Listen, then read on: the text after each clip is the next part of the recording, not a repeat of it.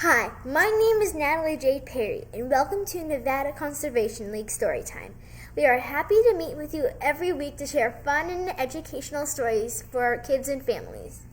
This week we are featuring two stories: Save the Bees, author Bethany Stahl; Not For Me, Please, I Choose to Act Green, by Marie Gosley.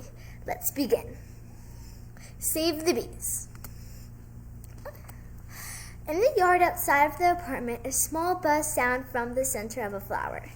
Out the petals popped a little bee named Clover, who has fluffy yellow stuff all over her. "What is that fluffy stuff?" Mateo asked the little bee.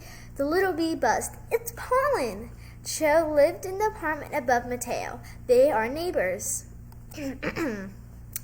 "Pollen is what helps plants grow. The pollen sticks to my legs so I can carry it to other flowers. That is how new plants are made. It is called pollination," Clover explained. But why do you carry it to other plants? Is that your job?" Mateo asked. "Yes, my job is to collect and eat nectar," Clover smiled. Flowers make nectar, which is delicious sugar food.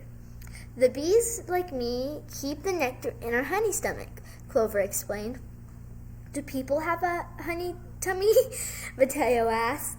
"No, humans have one stomach, but bees have both," Clover said. What do you use your honey stomach for?" Cho asked, full of questions. "My honey stomach is like a backpack on the inside of my body. I carry nectar all the way home to the beehive. Once I get home, I empty the nectar back out to the bees that stay in the hive. Then they chew and chew just like it's bubble gum. The nectar will turn into the thick, sticky honey," Clover explained. "Whoa!" Cho and Mateo said in unison. "We love honey. Thank you for making it." And then if you look in the top right, it shows a whole body of the bee. And the honey stomach and the stomach. The honey bee sorts the food from the honey. "I love it too. But it's getting harder to travel to me and from my home," Clover said sadly. "Why is it harder to travel?" Cho wondered. "The more buildings and roads and parking lots people build, the less space there is for flowers to grow. Without flowers, there is no nectar or pollen for me to carry," Clover frowned. "So bees are traveling farther away from home. But sometimes we travel so far we forget how to get home." "Oh no, look at the little path. It's so far from their beehive. It's probably a couple miles. I'd get tired." "How can we help?" Mateo asked. "I got an idea. We can plant more flowers," Cho smiled. "Good idea. Maybe we can build a bee hotel so you can take a break when you get tired, and other bees will be there too. If you get lost, we can work together," Mateo said. "Wow, that would help my friends and me." Clover jumped and spun in the air. "What kind of flowers are your favorite, Clover?" "We can each put a few on our porches," Mateo said, looking for a pot and soil. "We love sunflowers, lavender, mongrels, and peonies. My friends love all kinds of herbs, so even our gardens for food can be shared with us too," Clover buzzed. It was a new spring day. Mateo and Cho wanted to surprise Clover by building a bee hotel. "We can reuse plastic just like Agua taught us. My mama helped me cut the top off of this bottle and put a string through it," Mateo showed Cho. "Cool. My dad brought some bamboo, which is a renewable resource," Cho smiled. And if you're getting kind of confused, Mateo is the boy and Cho's the girl. And if you look behind them, there's a bookshelf. It has two books: Save the Arctic and Save the Ocean. And in our last episode, Natilee Perry read those books, and one of the main characters in Save the Arctic is the polar bear, which is right above it. The friends placed the bamboo in the bottle and hung it on the wall of their apartment building. "Surprise!" Mateo and Cho cheered when they heard Clover buzzing near. Each porch had many beautiful plants. Clover smiled and buzzed around, spreading pollen from plant to plant and collecting nectar with their friends along the way. "We have one more surprise for you," Mateo grinned. Clover saw a beautiful bee hotel, perfect for her friends and family. They could now take a break between their homes in the flower field. "Thank you, thank you, thank you," Clover and her friends cheered. Mateo and Joe exclaimed, "Together we can all save the bees." And at the end of this book, you can either take a picture or look in your neighborly library, but there is a search and find, so you can go outside and look for all of these. Also, you can make your own bee hotel. There are just these simple steps. Okay, we're back with book number 2, written by Maria Gosley. Not for me, please. I choose to act green. There once was a day when I didn't act green, a time when I thought things would always stay clean. I didn't think twice of the choices I made, the impact they had, or the damage that stayed. My actions are based on the ease brought to me, with never much thought to the air, land, or sea. But my thoughts around this changed in a flash, when I noticed the damage caused by our trash. The sight of it caused a reaction in me, and all I could say was, "Not for me, please." And there's so much trash. I could not continue to live as I did. Surely I could help out, 'cause I'm a strong kid. From there I decided that I will take action, and protect our planet became my new passion. You too can help out with this phrase that I found. Just say, "Not for me, please," and stand your own ground. It might take some practice, but I will show you how and why it's important for us to act now.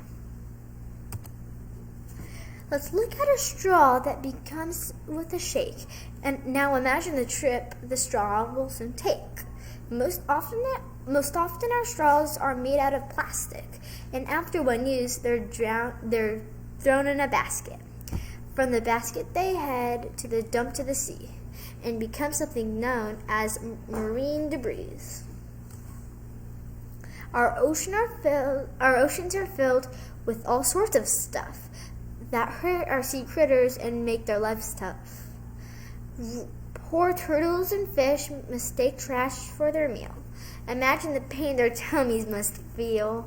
Or worse, they can get tangled in our careless muck around fins, heads, and legs. There's nothing but stuck. It's a turtle stuck, a seagull stuck. Oh boy. Hopefully we can fix it. This one little straw is not worth the high cost. Why use things that harm or cause great loss? Here's what I would say. Not for me, please. When asked, I don't need a straw, that will simply be trashed. We all have a choice. Let's do our small part to refuse to cause harm and decide to act smart. Just think through our actions and the cause and effects, the waste of pollution and careless neglect. Let's choose to recycle, reduce, and reuse. And with my strong phrase, there's no way to lose. Here are some examples to show what I mean, and how you can join me and begin to act green. Do you see all this trash scattered around? Why would anyone throw the stuff on the ground? Not for me, please, is what I choose to say, and pick up the litter to throw away. I choose to be mindful and sort through my trash, recycling things like plastic or glass. These can be turned into something brand new, like clothing, park benches, or even a shoe. Squeaky clean shoe. As it's working. Okay, look at these lights that someone left on, in the room that is empty with everyone gone. The same for computers, games, and TVs. Why keep things on for no one to see? Not for me, please. I use what I need and power things off whenever I leave. I know that it's easy for one to forget, but do it enough and a habit you'll set. Do you see this faucet in the water that flows? How much has been wasted? It's hard to know. Just running the water when it's not in use. It is careless and wasteful. There's no excuse. Not for me, please. I avoid wasteful drips while brushing or cleaning my small fingertips. We're lucky to have clean water to drink, not the kind that is harmful, dirty, or stinks. Do you bring food to school that's packed at your home? After your lunch, how much trash has been thrown? From plastic baggies to small boxes of juice, it's scary the trash just one meal can produce. Not for me, please. I watch what I bring. Use food containers and avoid plastic things. I bring my own bottle. I wash what I wash and reuse. No need to contribute to plastic abuse. Maybe you can start bringing your own metal water bottle or a plastic container. Even while shopping, I see so much waste. Plastic grocery bags thrown all over the place. And why are there so many plastic wrap? Most of this plastic will only be scrapped. Not for me, please. I had enough. I use my cloth bags when I pack my stuff. Also take care of what goes in my cart. Choosing less packaging and plastic is smart. Have you been on a picnic when the sky was bright blue? Do you remember the cups, plates, and forks that you used? They were probably plastic and used only once, but decomposing takes years, not just a few months. Not for me, please. I'll join the band against single plastic, cause I'm not a fan. Not all that I need can come from my home. Let's avoid needless buys and reuse what we own. Our world is connected with resources shared. We all must pinch in and give nature our care. Let's pass on these things that don't make much sense, or benefit at the planet's expense. The opinions are endless if you make the right choice, but there are 3 R's and use your strong voice. So how will you choose next time you're out?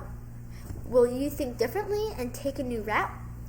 You are free to borrow my little phrase and say, not for me, please, in all of your days. Not for me. Also, there's 2 little bees.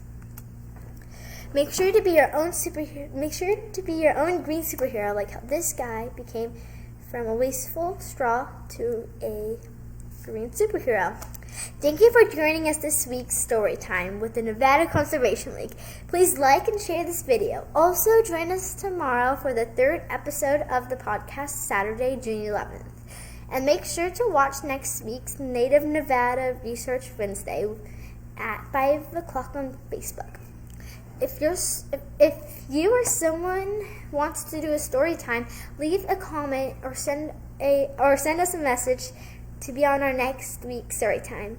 Don't forget to be awesome, stay kind, and stay sweet. Bye!